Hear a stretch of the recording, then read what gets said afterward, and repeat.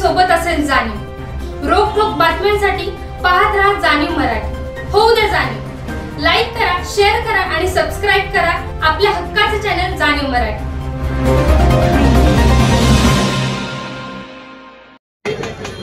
आज पुतळा परिसरात शांततेत आपण आतमध्ये आला तर आपले चेहरे सुद्धा सर्वांना लक्षात येतील, सर्वांच्या निदर्शनास येतील।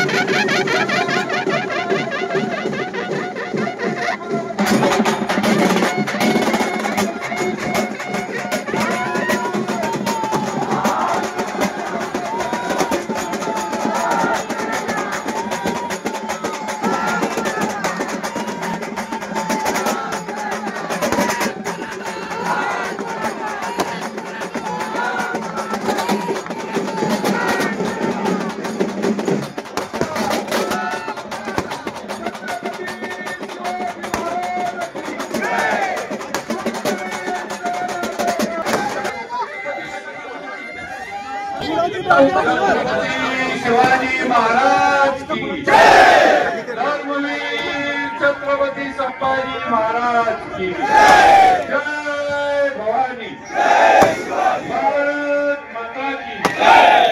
एक मराठा, एक मराठा।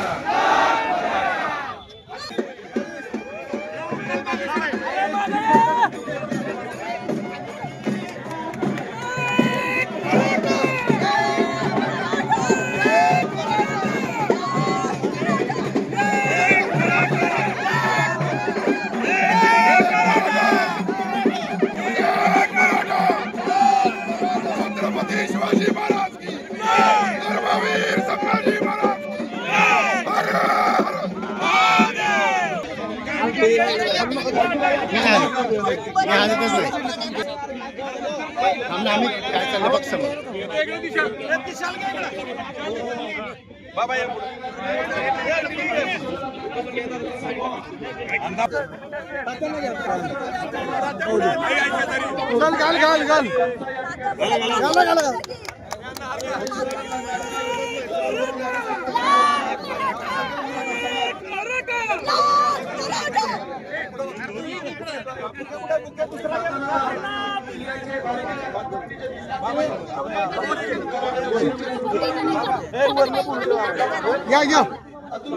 सार्वजनिक बांधकाम मंत्री नामदार शिवेंद्रसिंह राजे भोसले बाबाराजे आणि भाजपचे जिल्हाध्यक्ष कराड दक्षिणचे आमदार बाबाराजांचा आहे। बाबाराजांना सर्वांच्या वतीने काळाच्या गजरात स्वागत करूया। हैदराबाद गॅजेट लागू झालं। हैदराबाद गॅजेट झाल्यानंतर बाबांच्या डोक्यावर हा सोनेरी मुकुट आहे, पण तो काटेरी आहे एवढं लक्षात ठेवा। बाबांना निश्चितपणानं एका रोषाला सामोरं जावे लागेल, पण एक मराठा लाख मराठा म्हणून आम्ही तुमच्या सदैव पाठीशी असू। तुम्ही फक्त आवाज द्यायचा, आम्ही तुमच्या सोबत राहायचं, एवढं आमचं आपलं निश्चित आहे। बाबा, दुसरं आमचं म्हणणं असं आहे की विधानसभा निवडणुकीच्या वेळेला आम्ही सगळे तुम्हाला कार्यकर्ते भेटलो होतो आणि तुमच्याकडे आम्ही एकच मागणी केली होती की आम्हाला मराठा भवन पाहिजे। मराठा भवनासाठी आपण आग्रही राहिलं पाहिजे असं तुम्ही म्हटलात। तुम्ही तर आम्हाला आश्वासन दिले। वास्तविक खरं तर पालकमंत्री सातारचे आहेत, तुम्ही सातारचे आहात, मकरंदाबाद सातारचे आहात। 2-3 नेतृत्व आपल्याला नवी उमदी मिळालेले आहेत, कुठेही अडचण येणार नाही। अजितदादांचे तुमचे संबंध चांगले आहेत, फक्त नगरपालिकेच्या प्रशासनाला त्या पद्धतीने आपण सूचना देऊन येत्या 8-10 दिवसात आम्हाला जागा उपलब्ध करून द्या, त्या जागेचा प्रस्ताव आम्ही तुम्हाला सादर करू आणि निश्चितपणानं आम्हाला 1 वर्षाच्या आत तुम्ही आम्हाला मराठा भवन दिलं पाहिजे। त्या शिवरायांच्या साक्षीनं आपण सांगावं की 1 वर्षाच्या आत मराठा भवन उभं राहील आणि खऱ्या अर्थानं तो लढा आमचा आहे। तो लढा खरं तर तुमच्या बरोबर आम्ही लढू, कारण सातारा गॅजेट तेवढं सोपं नाही, तुम्ही आम्हाला म्हणताय तेवढंही सोपं नाही। सातारा औंध गॅजेट जे आहे ते मोहोळच्या पुढे लागू होत नाही, कोल्हापूर जिल्ह्याला लागू होत नाही। त्या ठिकाणी आमचे खरं तर मराठा बांधव आहेत, त्या मराठा बांधवांना सुद्धा न्याय देण्याची भूमिका आपल्याला घ्यावी लागेल आणि त्यासाठी आपण खरं तर सतर्क राहिलं पाहिजे। वेळोवेळी आपण आम्हाला मार्गदर्शन करता, आम्हाला जे काम गॅजेटच्या संदर्भातली माहिती लागेल आम्ही द्यायला तयार आहोत, पण मराठ्यांना न्याय देण्याची भूमिका आपण शासनाने घेतली त्याबद्दल देवेंद्र फडणवीस साहेब असतील, त्यानंतर एकनाथ शिंदे साहेब असतील, अजितदादा पवार साहेब असतील, या सगळ्यांनी आणि तुमच्या समितीने जे कष्ट केले त्याबद्दल तमाम महाराष्ट्राच्या मराठा बांधवांच्या वतीनं आणि आपले आभार हे सातारकरांच्या वतीनं मानतो। जय हिंद जय महाराष्ट्र। सातारची चवदार ओळख राज पुरोहित, विसावा नाका, पोवई नाका, राजपथ, कदमबाग, सदर बाजार, सातारा या व्यतिरिक्त आमची कुठेही शाखा नाही।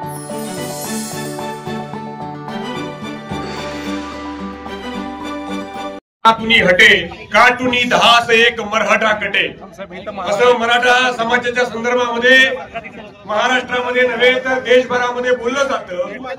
मराठा समाज किती ताकदीचा आहे याचं अत्यंत ज्वलंत असं उदाहरण संघर्ष योद्धे मनोजदादा जरांगे पाटील यांनी मुंबईत आझाद मैदानावर दाखवून दिलं। महाराष्ट्रातल्या तमाम जनतेला माहिती आहे की 54 मराठा क्रांती मोर्चे निघाले। या मूक मोर्चांमध्ये सर्वात मोठा मूक मोर्चा महाराष्ट्रामध्ये कुठला निघाला असेल तर तो राजधानी साताऱ्याचा निघाला होता आणि याचा तमाम महाराष्ट्राच्या मराठा समाजाच्या जनतेला निश्चितपणे अभिमान आहे। आज गेले कित्येक वर्षांमध्ये मराठा समाजाला आरक्षण देण्याच्या भूमिकेमध्ये छत्रपती घराण्याचे वारसदार असलेले छत्रपती उदयनराजे भोसले आणि छत्रपती शिवेंद्रराजे भोसले हे कायम आंदोलकाच्या भूमिकेत राहिलेले आहेत। मराठा समाजाला आरक्षण देण्यासंदर्भात जे मोर्चे आजपर्यंत निघाले त्या मोर्चांमध्ये शिवेंद्रराजे स्वतः साताऱ्याच्या मराठा क्रांती मोर्चामध्ये, मग पहिला मूक मोर्चा असेल, त्यानंतरचा ठोक मोर्चा असेल, त्यानंतर मुंबईत झालेला भव्य मराठा क्रांती मोर्चा असेल, प्रत्येक ठिकाणी शिवेंद्रराजे हे सातत्याने आंदोलकाच्या भूमिकेत राहिले, सामान्य मराठ्याच्या भूमिकेत राहिले आणि हीच भूमिका त्यांनी मंत्री झाल्यानंतर सुद्धा मंत्रिमंडळाची जी मराठा आरक्षणाची उपसमिती आहे त्यामध्ये आंदोलकाच्या भूमिकेत सरकारमध्ये राहून त्यांनी मराठ्यांना आरक्षण देण्याच्या संदर्भामध्ये अत्यंत महत्त्वाची भूमिका बजावली। त्याबद्दल साताऱ्याच्या तमाम मराठा समाजाच्या वतीनं, राजधानी साताऱ्याच्या वतीनं शिवेंद्र बाबा आम्ही तुमचं मनापासून अभिनंदन करतो, मनापासून कौतुक करतो। बाबा तुम्ही केवळ आंदोलकाच्या भूमिकेत राहिला नाही तर मराठा समाजाला आरक्षण देण्याची तुमची प्रामाणिक जी काही तळमळ आहे, तुमची भावना आहे ती तुम्ही कृतीत दाखवून दिली। महाराष्ट्रामध्ये अनेक नेते नुसतं बोलतात पण कृतीमध्ये वागत नाहीत, उक्ती आणि कृतीमध्ये एकवाक्यता साधणारा आमचा राजा आहे, यांचा आम्हाला प्रचंडपणे अभिमान असं वाटतो। मराठा समाजाच्या संदर्भामध्ये मनोज जरांगे पाटील जेव्हा आंदोलनाला आझाद मैदानावर बसले त्यावेळेस राजघराण्यातील आमच्या राजांच्या संदर्भामध्ये काहींनी ट्रोल करणारी विधाने केली। छत्रपती उदयनराजे भोसले आजारी आहेत, माणूस आजारी पडू शकत नाहीत का? यापूर्वीच्या अनेक आरक्षण परिषदांना, यापूर्वीच्या अनेक मराठा समाजाच्या आरक्षणाच्या आंदोलनाला उदयनराजे स्वतः उपस्थित होते, यापूर्वीच्या प्रत्येक आंदोलनाला शिवेंद्रराजे स्वतः उपस्थित होते। त्यामुळे अशा पद्धतीने राजघराण्यातील राजांना ट्रोल करणे अत्यंत चुकीचं आहे। त्यामुळे मला सगळ्यांना असं सांगायचंय, आमचा राजा केवळ आंदोलक नाही तर आमच्या राजांनी आरक्षण देण्याची भूमिका घेतली। या भूमिकेच्या पाठीशी सगळा सातारा जिल्हा त्यांच्या मागे उभा राहिला। त्यामुळे मनोज जरांगे पाटलांना कृतीयुक्त पाठिंबा देण्यामागं आणि हे आरक्षण मिळण्यामागं शिवेंद्रराजेंची भूमिका खूप महत्त्वपूर्ण आहे। मला बाबा तुम्हाला सांगायचंय सातारा गॅजेट ही तुमच्यावर दिलेली जबाबदारी आहे। सातारा गॅजेटचा आम्ही सगळ्यांनी अभ्यास केलाय। सातारा गॅजेटची जर सरसकट अंमलबजावणी झाली तर कुणबी आणि मराठे एकच आहोत, आपण सगळे एक आहोत। त्यामुळे समस्त सगळा मराठा समाज हा आरक्षणामध्ये घेतला जाईल आणि त्यामुळे सरसकट मराठ्यांना आरक्षण देण्यासंदर्भामध्ये जी सातारा गॅजेट मध्ये भूमिका आहे ती भूमिका, त्या भूमिकेचा पुरस्कार आपण करावा. या संदर्भामध्ये पुढच्या कालावधीमध्ये आपण सगळेजण एकत्र बसू, परंतु ही जबाबदारी तुमची आहे. महाराष्ट्र तुम्हाला कधीच विसरणार नाही. सातारा, सांगली, कोल्हापूर जिल्हे तुम्हाला कधीच विसरणार नाही, कारण सातारा गॅजेटची अंमलबजावणीची जबाबदारी तुमच्यावर आहे. सगळा मराठा समाज तुम्हाला डोक्यावर घेऊन नाचतोय. बाबा, इतिहास जेव्हा लिहिला जाईल तर छत्रपती शिवाजी महाराजांच्या राजघराण्यानं केवळ राजेपद भूषवलं नाही, तर छत्रपती शिवाजी महाराजांच्या राजघराण्यानं सामान्य मराठा समाजाच्या लोकांना आंदोलनाच्या माध्यमातून आरक्षण दिलं. ही भूमिका महाराष्ट्रामध्ये नव्हे तर जगामध्ये लिहिली जाईल. आणि म्हणून एक मित्र म्हणून, एक मराठा समाजाचा कार्यकर्ता म्हणून, मराठा समाजाचा आंदोलक म्हणून, मराठा समाजामध्ये काम करणारा अभ्यासक म्हणून बाबा तुमच्या भूमिकेचं मनापासून अभिनंदन करतो, कौतुक करतो. छत्रपती शिवाजी महाराज की, छत्रपती संभाजी महाराज की. आज अत्यंत ऐतिहासिक असा क्षण आहे. छत्रपती शिवेंद्र महाराजांच्या पुढाकाराने मराठा समाजाला न्याय देण्याच्या बाबतीमधली भूमिका आज महाराष्ट्र सरकारच्या माध्यमातून घेण्याच्या बाबतीमधलं मोठं काम झालेलं आहे. राज्याचे मुख्यमंत्री आदरणीय देवेंद्र फडणवीस साहेब, दोन्ही उपमुख्यमंत्री आणि सगळं मंत्रिमंडळ अनेक दिवस या बाबीच्या बद्दल चर्चा करून उपसमितीची नेमणूक करून उपसमितीमध्ये आदरणीय छत्रपती शिवेंद्र महाराजांनी खूप मोठं वैचारिक योगदान दिलं. मराठ्यांचे प्रश्न सोडवण्याच्या बाबतीमध्ये त्यांनी पुढाकार घेतला आणि अत्यंत अडचणीचा असणारा आपल्या सगळ्यांसाठीचा प्रश्न सोडवण्याच्या बाबतीमधलं मोठं काम हे आज सरकारच्या माध्यमातून झालेलं आहे. मराठा समाज अनेक दिवसापासून ज्या निर्णयाच्या प्रतीक्षेमध्ये होता त्या निर्णयाला शेवटच्या माणसापर्यंत पोहोचवण्याच्या बाबतीमधलं काम सरकारच्या माध्यमातून आज पूर्ण झालेलं आहे. हैदराबाद गॅजेटियर लागू करण्याच्या बाबतीमधला मोठा निर्णय आज मंत्रिमंडळाच्या उपसमितीनं मंत्रिमंडळाच्या माध्यमातून सरकारच्या माध्यमातून मान्य करण्याच्या बाबतीमधलं एक पाऊलच टाकलेलं आहे. आणि खऱ्या अर्थानं आपले नेते आपले आदरणीय शिवेंद्र बाबांच्या नेतृत्वाखाली असंख्य मराठ्यांची जी आशा होती ती पूर्ण करण्याचं काम आज झालेलं आहे. खऱ्या अर्थानं इतिहासामध्ये या गोष्टीची सुवर्ण अक्षरांनी नोंद होईल की खऱ्या अर्थानं छत्रपती शिवरायांचे वंशज छत्रपती उदयन महाराज, छत्रपती शिवेंद्र महाराज हे रयते बरोबर उभं राहिले, सर्वसामान्य माणसाबरोबर उभं राहिले. आणि या दोघांच्या प्रयत्नामधून एक वेगळी वैचारिक ताकद, वैचारिक शक्ती ही या आंदोलनाला मिळाली. आंदोलकांच्या बरोबरीनं खांद्याला खांदा लावून आजपर्यंत ते उभा राहिले. आणि या संघर्षामधून आज आपल्या समाजाला एक नवीन दिशा मिळाल्याची देखील आपण पाहिलेली आहे. हा सगळा प्रश्न मार्गी लावत असताना मी आदरणीय बाबाराजांशी चर्चा करत होतो. हे एवढं सोपं नव्हतं. अनेक अडचणी होत्या, न्याय प्रविष्ट बाबी देखील होत्या. मंत्रिमंडळाच्या उपसमितीच्या 7-7, 8-8 तास बैठकी चालल्या. त्या बैठकीमध्ये सातत्यानं आपले आदरणीय बाबा महाराज बसून राहिले. बैठकीच्या शेवटच्या मिनिटापर्यंत बैठकीमध्ये तोडगा निघण्याच्या बाबतीमधला प्रयत्न केला. आणि मग हा सगळा प्रयत्न केल्यानंतर आज आपण या निकषापर्यंत पोहोचलो. मी सगळ्या सातारा जिल्ह्यामधल्या तमाम मराठी बांधवांच्या वतीनं, तमाम समाजाच्या वतीनं, महाराष्ट्रामधल्या देशामधल्या मराठी बांधवांच्या वतीनं आदरणीय बाबाराजे आपले मनापासून आभार मानतो. आणि भविष्य काळामध्ये मराठा गॅजेटियरच्या बाबतीमधला प्रश्न असेल, औंध संस्थांच्या गॅजेटियरच्या बाबतीमधला प्रश्न असेल, हे सगळे प्रश्न आपल्या माध्यमातून मार्गी लागतील. मी परत एकदा राज्याचे मुख्यमंत्री आदरणीय देवेंद्र फडणवीस साहेब आणि त्यांच्या सगळ्या मंत्रिमंडळाचे भारतीय जनता पार्टीच्या वतीनं आणि सगळ्या समाजाच्या वतीनं आभार मानतो आणि थांबतो. येत्या गौरी गणपतीत आटा चक्की घ्यायचा विचार करताय, वॉटर प्युरिफायर पण घ्यायचंय, गॅस शेगडी पण घ्यायची आहे, मग या आमच्याकडे.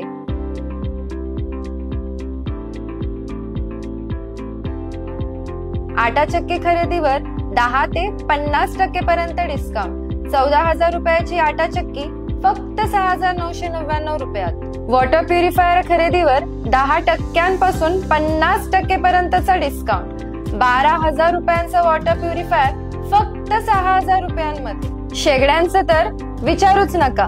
आमच्या एवढी स्वस्त शेगडी कुठेच मिळणार नाही, तेही असंख्य व्हरायटीज मध्ये. आमचा पत्ता माहीतच असेल.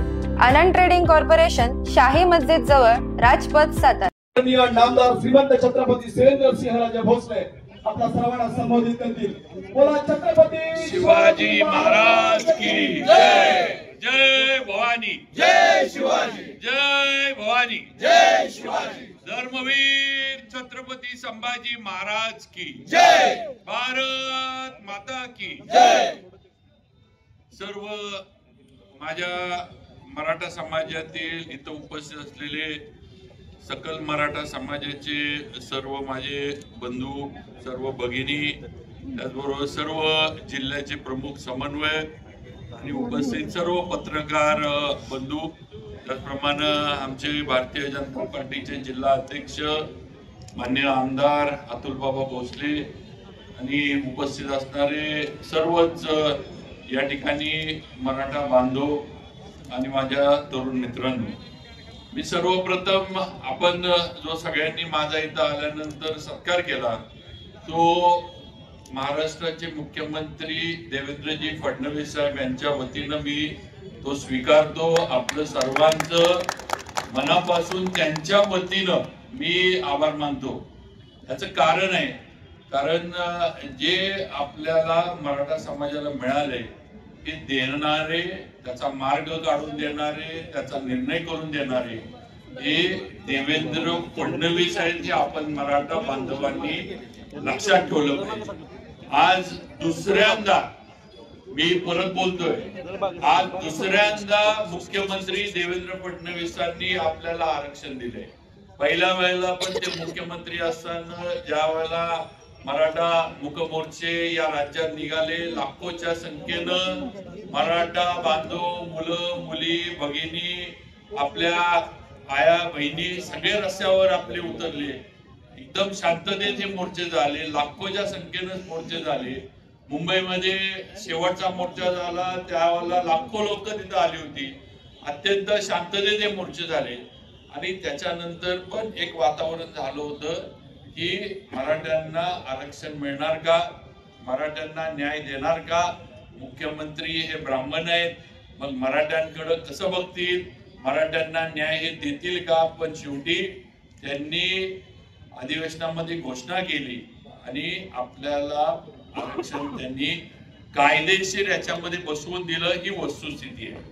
आणि परत हे आरक्षण आपल्याला दिलेलं, त्याला काही लोकांनी कोर्टामध्ये चॅलेंज केलं. कोर्टामध्ये चॅलेंज केलेलं असताना हायकोर्टामध्ये मुख्यमंत्री म्हणून देवेंद्रजी होते, त्यावेळेला त्यांनी ते हायकोर्टामध्ये टिकवून दाखवलं.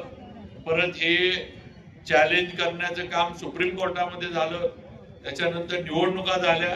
निवडणुका झाल्यानंतर मुख्यमंत्री पदावरून देवेंद्र फडणवीस पायउतार झाले. भारतीय जनता पार्टीचं सरकार होऊ शकलं नाही, झालं नाही. ही वस्तुस्थिती आहे, आपण बघितलं. आणि त्याच्यानंतर महाविकास आघाडीच्या काळामध्ये हे आरक्षण आपल्याला मराठ्यांना दिलेलं हे सुप्रीम कोर्टामध्ये उडालं, रद्द झालं. ही वस्तुस्थिती आपण मराठा बांधवांनी लक्षात घेणं गरजेचं आहे. आणि आज याचाच पुढचा सगळा येऊन जरांगे पाटलांसारखा एक सर्वसामान्य कुटुंबातला आज एक गरीब अतिशय सर्वसामान्य म्हणजे आपण त्यांना सगळ्यांनी आपण बघितलेलं आहे. ते सातारला आले होते पण एक जिद्द घेऊन सगळा समाज एकवटण्याचं, सगळं राज्य मराठा समाजातला सगळा मराठा एकवटण्याचं काम त्यांनी केलं आणि त्यांनी आरक्षणाबद्दलचा आपला लढा चालू केला. आणि खऱ्या अर्थानं त्या लढ्याला गेल्या 3-4 दिवसांमध्ये मुंबईचं जे त्यांनी उपोषण केलं त्या उपोषणाच्या माध्यमातून न्याय देण्याचं काम हे मुख्यमंत्री देवेंद्र फडणवीस, उपमुख्यमंत्री अजितदादा, उपमुख्यमंत्री एकनाथजी शिंदे साहेब सर्वांच्या माध्यमातून झालं हे आपण सगळ्यांनी लक्षात ठेवलं पाहिजे. आणि म्हणून शेवटी ज्यांनी दिलंय हे म्हणण्याची सुद्धा मोठं मन आपण सगळ्यांनी समाजानं ठेवणं गरजेचं आहे. ही वस्तुस्थिती आहे.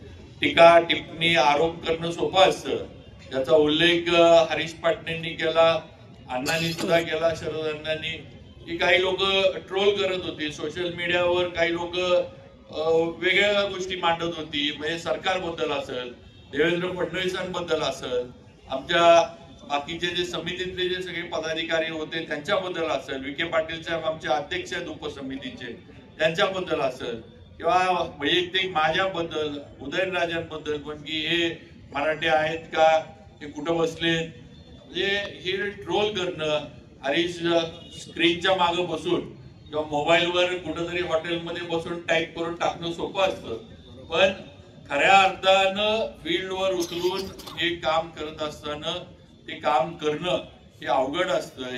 एक उपोषण किंवा आंदोलन करणं पण तेवढंच अवघड असतं. आणि त्याच पद्धतीनं जी मागणी आहे मराठ्यांची, जी मागणी जरांगे पाटलांनी मांडली होती, त्याला कायदेशीर चौकटीमध्ये, घटनेच्या चौकटीमध्ये हे सगळं बसलं पाहिजे. उद्या ह्याच्या विरोधामध्ये कोर्टामध्ये कोण ना कोण जाणार हे माहीत आहे, आपल्याला दिसतंय पुढचे धोके काय आहेत. आणि असं असताना गडबडीत काहीतरी आपण हातात द्यायचं, गडबडीत काहीतरी शासनाचा कागद काढायचा आणि आपण देऊन टाकायचा आणि महिन्याभरामध्ये कोर्टानं तो रद्द करायचा, असं हे झालं नाही पाहिजे. द्यायचंय तर ते कायदेशीर असलं पाहिजे, कायदेशीर टिकलं पाहिजे. ही भूमिका मुख्यमंत्री देवेंद्र फडणवीसांची पहिल्या दिवसापासून होती. कधी मी मुंबईतल्या याच्यात सुद्धा बोललो की कधीही एका पण शब्दानं त्यांनी आम्हाला, कोणाला, मी आहे, अतुल बाबा आहे, आम्ही सगळे ज्या ज्या वेळेला मराठा मोर्चे निघाले, ज्या ज्या वेळेला मराठा समाजाची आंदोलनं झाली, ज्या ज्या वेळेला जरंगे पाटील इथं सातारला आले, त्या वेळेला आम्ही सगळे त्यांच्याबरोबर होतो. कधीही कोणालाही थांबवण्याचं किंवा कधीही कोणालाही टोकण्याचं काम देवेंद्र फडणवीसांनी केलं नाही. कधीही कोणाला तुम्ही इथं जायचं नाही, तुम्ही भाजपचे आहात किंवा माझ्या पक्षाचे आमदार आहात, अशी भूमिका त्यांनी घेतली नाही. कारण त्यांचं मराठा आरक्षणाला कधीही विरोध नव्हता, हे मी या ठिकाणी स्पष्टपणे सांगू इच्छितो. त्यामुळे सगळ्यांनी या गोष्टीचं आपण लक्षात ठेवलं पाहिजे. आज आपल्याला जे मिळालंय, जे हैदराबाद गॅझेटियर लागू करण्याचा निर्णय झाला, हा निर्णय करत असताना हा निर्णय सोपा नव्हता. मुद्दामून काही जरंगे पाटलांची तब्येत अशी बारीक व्हावी किंवा त्यांना त्रास व्हावा किंवा त्या ठिकाणी आंदोलकांना त्रास व्हावा म्हणून हे करावं असं नाही. पण शेवटी कायदेशीर ज्या काही गोष्टी आहेत त्या सगळ्या बघून तपासून त्यामध्ये डिपार्टमेंटचे काय अभिप्राय येतात, त्याचबरोबर अटर्नी जनरल जे महाराष्ट्राचे आहेत त्यांचे काय अभिप्राय येतात, जी शिंदे समिती न्यायाधीशांची नेमली आहे त्यांचं काय याच्यावर म्हणणं आहे, या सगळ्याची चर्चा करून कायदेशीर भाषा, कायदेशीर GR काढायचा म्हटल्यावर त्याला काहीतरी कायदेशीर आधार पाहिजे. GR कसा काढायचा, त्यात शब्द कसे टाकायचे, मग या GRचा गैरफायदा इतर कुणी घेऊ नये ह्याची दक्षता घ्यायला लागली. अशा अनेक गोष्टी आहेत. आणि या सगळ्यामध्ये देवेंद्र फडणवीस साहेब, आपले एकनाथ शिंदे साहेब, अजितदादा, विखे पाटील साहेब आमचे अध्यक्ष आणि समितीतले माझे बाकी सहकारी सुद्धा सगळेजण याच्यामध्ये सहभागी होते, आपण लक्षात ठेवा. आणि मग हा अंतिम 4-5 दिवसानंतर ह्याचं अंतिम स्वरूप झालं. आणि मग मी आणि विखे पाटील साहेब आम्ही दोघंही जरंगे पाटील साहेबांना आंदोलनाच्या ठिकाणी भेटायला गेलो. त्या ठिकाणी भेटून चर्चा झाली. त्यांच्याबरोबर असणारे त्यांचे वकील, त्यांच्याबरोबर असणारे त्यांचे काही इतिहासकार होते.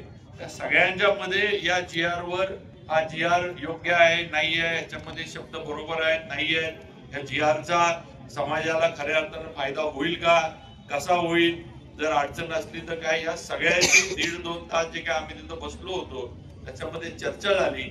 आणि आपल्याला हे आरक्षण जे आहे ते दिलं गेलं किंवा मिळालं ही वस्तुस्थिती आहे, हे आपण लक्षात घेतलं पाहिजे. आता पुढचं आहे, आपण त्याच्यामध्ये सातारा गॅझेटचं एक दिलं, 1 महिन्याच्या आत आम्ही याच्यावर सुद्धा निर्णय घेऊ. त्याची सुद्धा बैठक आता विखे पाटील साहेब याचे अध्यक्ष आहेत. मी याच्या आधीच त्यांना भेटलो होतो, त्यांनी सांगितलं की त्या आठवड्यातच लगेच आपण बैठक लावू. सातारा गॅझेट लागू करण्यासाठी जे काही करणं गरजेचं आहे त्याची सुरुवात आपण करू. आणि जसं आपण समितीनं त्यांना त्या ठिकाणी जरंगे पाटलांना आणि समाजालाच आपण जो शब्द दिलाय की आम्ही महिन्याच्या आत सातारा गॅझेटचा जो निर्णय असेल त्यातल्या जे काही कायदेशीर बाबी आहेत, कायदेशीर ज्या काही गोष्टी आहेत त्या सगळ्या हे करून आम्ही त्या गॅजेटचा निर्णय करू. मग त्याच्यामध्ये औंध गॅजेट आहे, पुणे गॅजेट आहे, सगळे जे आहे त्या सगळ्याचा निर्णय आता लवकरात लवकर लावण्याच्या दृष्टीनं समितीच्या माध्यमातून आम्ही पुढची प्रक्रिया कार्यवाही या 2 दिवसामध्ये सुरू केलेली आहे. आणि लवकरच तुम्ही जे म्हटला अण्णा की हे किचकट आहे, सोनेरी मुकुट आहे वगैरे, अण्णा आता आपण लोकशाहीत आहे, आता मुकुट नाही आपल्या डोक्यावर भगवी टोपी आहे, तर मग घाबरायचं काय कारण नाही. आणि आम्हाला एवढी खात्री आहे की आमच्या ज्या नेत्यावर आम्ही विश्वास ठेवून आज सरकारमध्ये आहे किंवा ज्या नेत्यावर विश्वास ठेवून आम्ही सगळे भारतीय जनता पार्टीमध्ये गेलो, आज तो नेता हे घडवण्याची ताकद आणि धमक आणि कुमक आणि तेवढं कर्तृत्व आज त्या नेत्यामध्ये आमच्या आहे, एवढं आम्हाला माहिती आहे. आम्ही जवळून ते बघितलंय. हे तुम्ही सगळ्यांनी मराठा बांधवांनी लक्षात ठेवा. आणि हे करत असताना अण्णा तुमचा जो दुसरा होता की काही रोषाला समोर जायला लागेल, पण अण्णा त्याची पण काळजी करू नका. मी ओबीसी समाजाच्या पण माझ्या बांधवांना या निमित्तानं सांगू इच्छितो की मुख्यमंत्री देवेंद्र फडणवीसांनी स्पष्ट सांगितलेलं आहे की ओबीसींच्या याच्यामध्ये कुठेही नुकसान हे होऊ दिलं जाणार नाही. ओबीसींवर कुठलाही अन्याय होईल अशा पद्धतीनं सुद्धा काही केलं जाणार नाही, हे सुद्धा त्यांनी सांगितलंय. आणि ज्या वेळेला एवढं स्पष्ट मुख्यमंत्री बोलतात त्यावेळेला त्यांचं त्या पद्धतीनं नियोजन असतं, ही वस्तुस्थिती आहे, हे आपण सगळ्यांनी लक्षात घ्यावं. त्यामुळे कुठेही 2 समाजामध्ये तेढ, रोष किंवा वितुष्ट हे निर्माण होणार नाही, या दृष्टीनं आमचं संपूर्ण सरकार अण्णा काम करतंय. महायुतीचं सरकार काम करतंय. पूर्वीपासून मराठा, ओबीसी सगळे आपण गुन्ह्या गोविंदाने राहत होतो, एकत्र राहत होतो, एकत्र वावरत होतो. सगळे सण आपले एकत्र आपण साजरे करत होतो. आपले मुस्लिम बांधव सुद्धा आपल्या बरोबर एकत्र राहायचे. सगळं आपण जपले, जोपासले.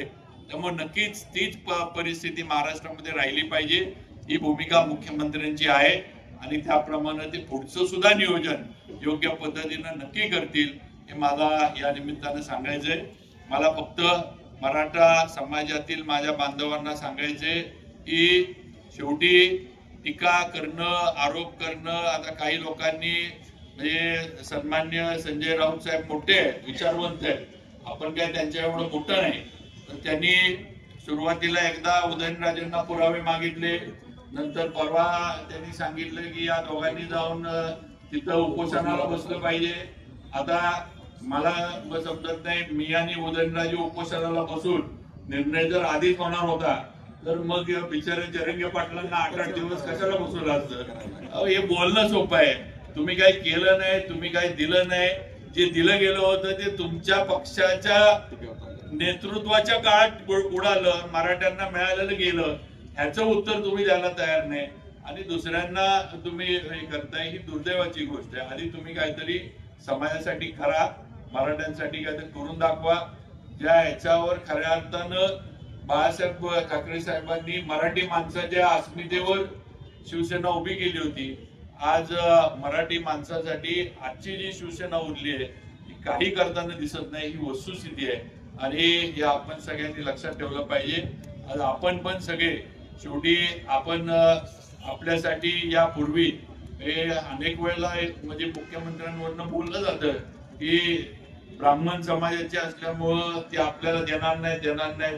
पण मला तुम्हाला पण सगळ्यांना थोडी आठवण करून द्यायची आहे की आपल्या मराठा समाजाचे पण अनेक मुख्यमंत्री होऊन गेले, अनेक मोठमोठे नेते होऊन गेले. आपल्या आरक्षणाची मागणी काय या 6 महिन्यात किंवा वर्षात किंवा आता 4-2 वर्षात निघालेली नाहीये. ही मला वाटतंय 20, 22, 25 वर्षापासून मराठा समाज आरक्षण मिळावं आणि मराठा समाजातले जे अतिशय गरीब, गरजू आणि अतिशय गावामध्ये हालाकीच्या दयनीय परिस्थितीत राहतात यांना आरक्षण मिळावे ही भूमिका घेऊन मागणी करत होता. आणि हे अनेक आपले नेते झाले, अनेकांच्या मागे आपण सुद्धा होतो, पण आपल्याला आपल्या लोकांनी न्याय दिला नाही, आपल्या मराठा समाजाच्या नेत्यांनी आपल्याला न्याय दिला नाही. ही वस्तुस्थिती आपण सगळ्यांनी लक्षात ठेवली पाहिजे, मान्य केली पाहिजे. आणि शेवटी दुसऱ्यांदा मी परत उल्लेख करतोय, दुसऱ्यांदा आरक्षण देण्याचं काम हे मुख्यमंत्री देवेंद्र फडणवीसांनी करून दाखवलं. हे मराठा समाजानं विसरून चालणार नाही ही माझी या निमित्तानं अतिशय नम्रपणे विनंती आहे. पुढे सुद्धा नक्कीच जो आज शब्द आम्ही सगळ्यांनी मिळून समितीच्या माध्यमातून जरंगे पाटलांना जो GR दिलाय त्या GR मधले जे सगळे मुद्दे आहेत, मग नोकऱ्यांचे विषय असू देत, जे या आरक्षणाच्या याच्यामध्ये ज्यांचे मृत्यू झाले त्यांचं गुन्हे दाखल केलेले विषय असू दे, इतर विषय असू देत, हे सगळे जे आहेत हे तातडीनं लागू करण्याचं काम हे राज्य सरकारच्या माध्यमातून सुरू झाले आणि नक्कीच त्याचा फायदा मराठा समाजातल्या बांधवांना भगिनींना होईल याची खात्री या निमित्तानं मी देऊ इच्छितो. परत एकदा आपल्या सर्वांच्या वतीनं गुन्हे तेच मी सांगितले की ज्यांच्यावर गुन्हे दाखल झाले ते सगळे गुन्हे मागे घेण्याचा निर्णय GR जो आपण काढून दिला त्याच्यामध्ये अण्णा उल्लेख आहे की गुन्हे मागे घ्यायचे. आणि मराठा भावनाचं म्हणजे तुम्ही बोलला खऱ्या अर्थानं मी अजून थोडं जाहीर बोललो नाही, पण अण्णा या आधीच मुख्यमंत्र्यांकडं सारथीच्या माध्यमातून इथं एक मुलांचं आणि मुलींचं हॉस्टेल जसं कोल्हापूरला तुम्ही दिलंय तसं आम्हाला सातारला मिळालं पाहिजे म्हणून आपण प्रस्ताव दिलाय. ITI ची जी जागा आहे, ITI ची जागा बरीच पडून आहे, ITI ची जागा आपण त्याच्यासाठी मागितली आहे आणि त्या ठिकाणी आणि त्याच ठिकाणी अण्णा आपण या हॉस्टेलला धरूनच मराठा भवन आपण त्या ठिकाणी अण्णा उभं करू. नगरपालिकेकडं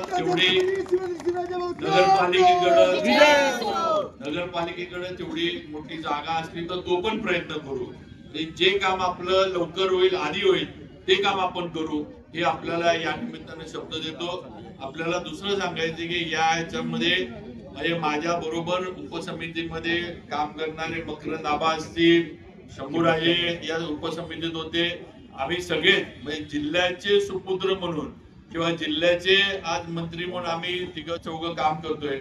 आम्ही सगळे या उपसमितीत आम्ही उपसमितीत काम करत होतो आणि सगळ्यांनी वेळोवेळी या उपसमितीच्या याला आपलं मार्गदर्शन आपल्या सूचना दिल्या आणि शेवटी वर्षा बंगल्यावर जी बैठक मुख्यमंत्र्यांनी घेतली त्याच्यामध्ये स्वतः मुख्यमंत्री होते, दोन्ही उपमुख्यमंत्री, सगळे सचिव, त्याचबरोबर विखे पाटील साहेब होते, मी होतो आणि आपले जे न्यायाधीश शिंदे आहेत ज्यांची समिती आहे त्या सगळ्यांची एकत्र मीटिंग घेऊन खऱ्या अर्थानं त्या दिवशी या आपल्या आरक्षणाच्या GRला अंतिम स्वरूप जे आहे ते कायदेशीररित्या सगळं दिलं गेलं. सगळं जे आहे मुख्यमंत्री देवेंद्र फडणवीसांच्या मार्गदर्शनाखाली आणि सूचना आणि त्यांच्या नियोजनातनं हे सगळं झालं हे आपण लक्षात ठेवावं. सगळ्यांचं योगदान आहे. शेवटी सगळं बसवायचं कसं आणि हे सगळं टिकवायचं कसं आणि महाराष्ट्रामध्ये मराठा OBC या समाजामध्ये सुद्धा सलोखा राहिला पाहिजे हे करायचं कसं सगळ्याचं नियोजन मुख्यमंत्री देवेंद्रजींनी केलं हे आपण लक्षात ठेवावं. म्हणून त्यांचे संपूर्ण आपल्या राज्यातल्या मराठा समाजाच्या वतीने नुसतं आपला सातारा जिल्हाच नाही तर मी राज्यातल्या समाजाच्या मराठा समाजाच्या वतीनं मुख्यमंत्र्यांचे मनापासून आभार मानतो आणि आपण सगळे त्यांच्या बरोबर कायम ताकदीनं राहू. पुढे सुद्धा आपले जे प्रश्न आहेत ते त्यांच्या माध्यमातून समाजाचे नक्की सुटतील हा शब्द या निमित्तानं त्यांच्या वतीनं आपल्या सर्वांना देतो आणि आपल्या सगळ्यांचं मनापासून आपण आला माझं स्वागत केलं एक प्रातिनिधिक स्वरूपामध्ये कारण CM साहेब का आज इथे येऊ शकत नव्हते. पण नक्कीच आपल्या सर्व समन्वयकांना सांगतो की लवकरात लवकर त्यांना सुद्धा साताऱ्यात आणून एक जंगी सत्कार मुख्यमंत्र्यांचा राजधानी साताऱ्यामध्ये सर्व आपल्या मराठा समाजाच्या वतीनं आपण घ्यायचं आहे आणि सातारा गॅजेट लागू झाल्यावर आपण पाहिजे ते करू. पण 100% एक जंगी कार्यक्रम मुख्यमंत्र्यांना इथं आणून आपण त्यांचा सत्कार घेऊ आणि आपण आपली ताकद जी आहे ती त्यांच्या मागे कशी उभी केली आहे दाखवू एवढंच या निमित्तानं बोलतो. जरंगे पाटलांचं पण खरं म्हणजे मनापासून आपण सगळ्यांनी आभार मानले पाहिजे. मी मगाशी जसं म्हटलं की अतिशय सर्वसामान्य घरातला एक व्यक्ती समाज एकवटू शकतो आणि समाज उभा करू शकतो आणि लढाईची एक हिंमत ताकद ही समाजामध्ये निर्माण करू शकतो. त्याचं उदाहरण जरंगे पाटील साहेब आहेत. त्यांनी एवढं सगळा लढा म्हणजे स्वतःच्या प्राणाचं किंवा स्वतःच्या जीवाची काळजी न करता त्यांनी हा लढा दिला आणि या लढ्याला त्यांनी न्याय मिळवून दिला, समाजाला त्यांनी न्याय मिळवून दिला. त्यामुळं जरांगे पाटलांचं पण आपल्या सर्वांच्या वतीनं मनापासून आभार मानतो. त्यांना उदंड आयुष्य लाभो, त्यांची तब्येत, आपल्या सर्वांनी आई तुळजाभवानीच्या चरणी प्रार्थना करूया की त्यांची तब्येत ही चांगली राहो. कारण उपोषण वगैरे करून परिणाम होतोय आपल्याला पण माहिती आहे. त्यांची तब्येत चांगली राहो, त्यांना मनापासून दीर्घ आयुष्य लाभो हीच आई तुळजाभवानीच्या चरणी आपल्या सर्वांच्या वतीनं प्रार्थना करतो आणि माझे दोन शब्द थांबवतो. जय हिंद, जय महाराष्ट्र.